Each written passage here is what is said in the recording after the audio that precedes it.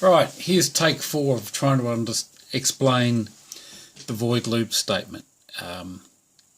It's take 4 because it's not easy for me to explain, and every other video I've looked at when I've recorded it has been confusing. But if you're not familiar with Arduino program, at least for what we're trying to do here to control switches and LEDs, understanding this is like the key to the whole thing, because what you do to control the whole board is to some degree repetitive of this structure. And what's confusing is all the different variable names and different things that look familiar, look similar in their name but do different things. The thing about the void loop is that if you look at this statement here, from the bracket, curly bracket there, to the one at the end down here,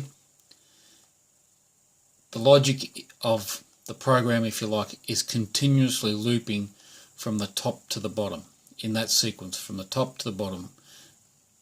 Get to the bottom and start at the top. The way the switch logic works is it utilizes that sequence of events to be able to drive the logic of it. So the first thing is this variable button state 14.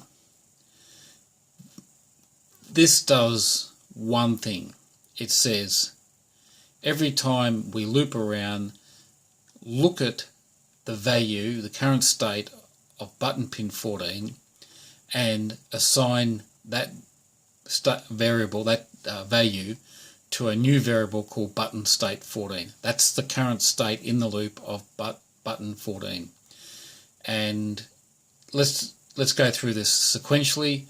We've just booted up the whole thing, the mega board, and the first time we're going around, the value of button pin 14 will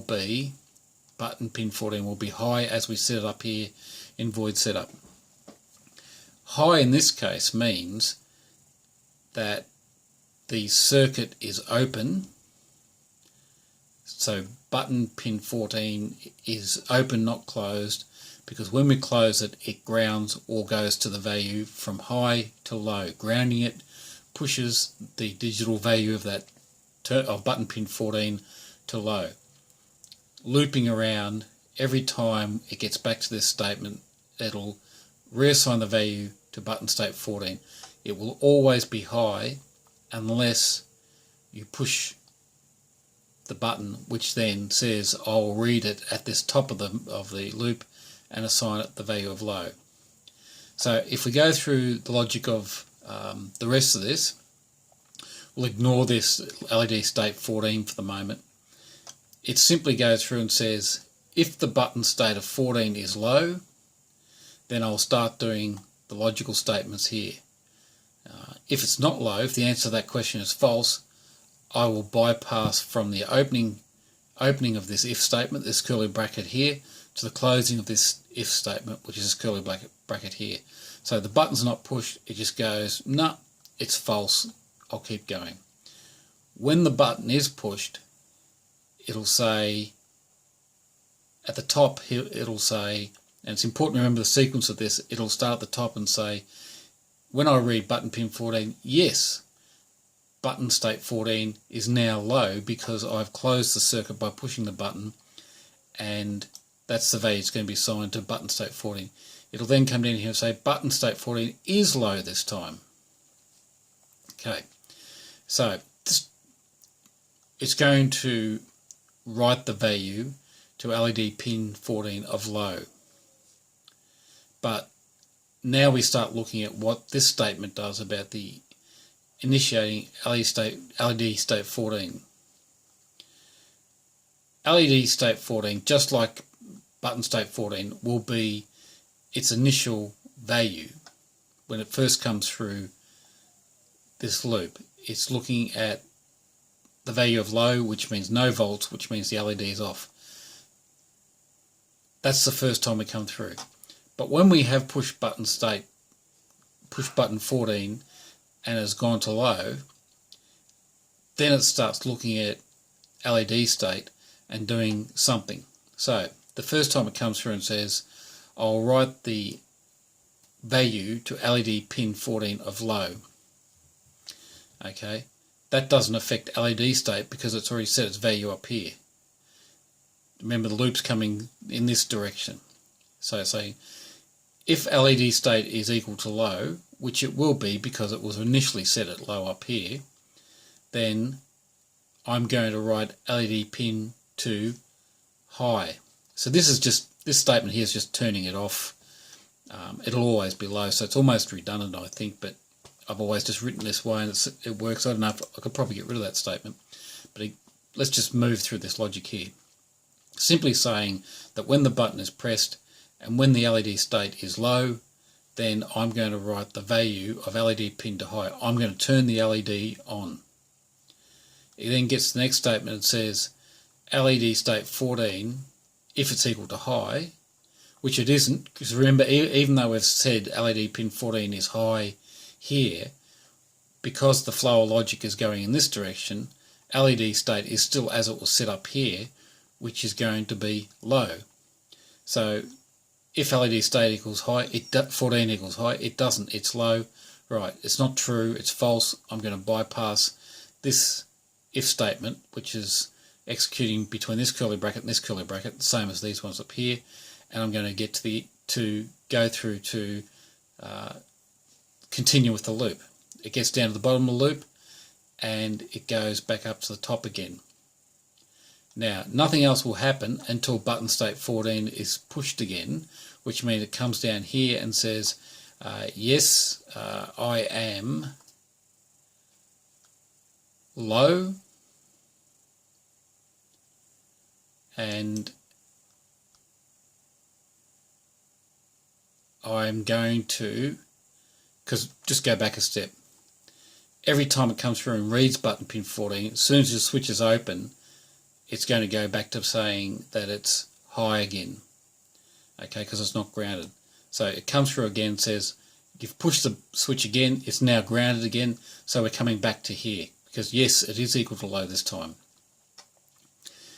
This time, we'll do this digital write LED pin low, and it says if LED state equals low, which it doesn't, because once we set, the first time around we set it to being high, the next time it got to the top here, it sensed that LED state 14, because the LED was on, it's going to be high.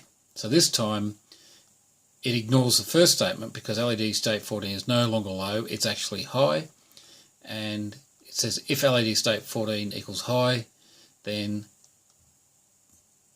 write LED pin 14 to low, turn the LED off. Okay, so it's sort of like a loop within a loop. It keeps looping around, waiting for you to activate button state 14. As soon as it does activate button state 14, it starts working with the value of LED state and says simply, if it's low, off, turn it on. If it's high and it's on, turn it off. It's flopping from one to the other. That statement about delay, button delay, which we set at 200 up the top here, that's the anti-bouncing kind of, to stop the switch bounce. Also, you'll get comfortable with how you're supposed to activate it. It usually requires a what's the word I'm looking for? A positive action on the switch. Hit it and come off. Don't delay, don't stay there. So if your delay is 200, which is I think it's a second is divided into thousandths, so that's 1/5 of a second. If you stay on the switch more than 1/5 of a second, it will flip from one to the other. It'll turn on and off in one cycle. So that's what button delay is. So I've got it set at 200. You can change it to whatever value you want.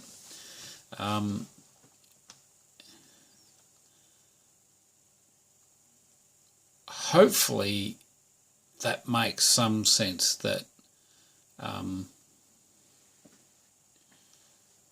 you're working the flow of the loop between the buttons and the LEDs and the timing of when you switch it off, on and off. So this is repeated, this kind of arrangement is repeated over and over again in the control program for all the switches. There are some exceptions, like you can do a case type switch, you can do other things, but this is the basic building block of the design. So for example, when you say LED pin high, turn it on, that might be the time when you want to send a Midi command for a CC command to turn the boost switch on, or the chorus switch on, or vice versa when you want to turn it off. It could be, you want a particular preset. That's what it does. So I'm going to give up now trying to explain it any further, but this is what drives it.